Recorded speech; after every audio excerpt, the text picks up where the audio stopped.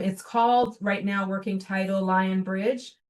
It's a multi-year exclusive access story. So if people are familiar, they know about the LA wildfires and things like that. One of the worst, actually, most recently was last year, top of last year. And a part of that is the breakdown of the environmental systems that are happening there, with the wildfires, the heat as well, heat index, as well as the forestry that's in the area. But this story is not focused on that, I should say, just for clarity. But just in terms of environmental issues, it affected the communities that live there, So you had some of the more diverse communities, the Black communities, as well as Latino communities, were some of the worst impacted.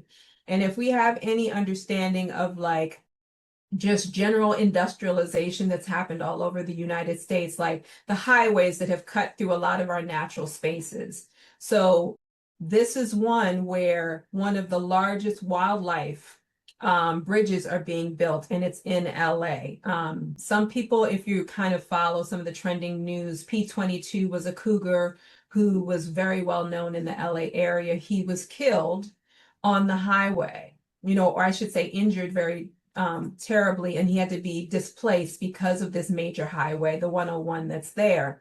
And so a part of that, because it was creating a divide, not just with the communities, but also with the wildlife that lives there, that this bridge has been built. So now the last 4 years, they've been following the building of this bridge.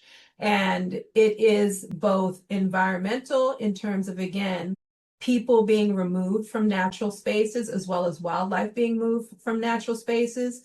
But there's an underlayer of a deeper story that's there, because highways, if we are familiar with just segregation and redlining and post Civil War, these highways were put into strategically into certain communities that separated Black and Brown people from other spaces that they were not allowed to go to, like natural spaces and wildlife spaces, because in addition to other things that we know about Jim Crow, we weren't allowed to go to national parks. So that was a bit of the separation. So the separation from the wildlife spaces affected the wildlife plus a lot of these folks. And with that, it has created things like smog and a lot of the things that environmentally affect these communities, they've been impacted by.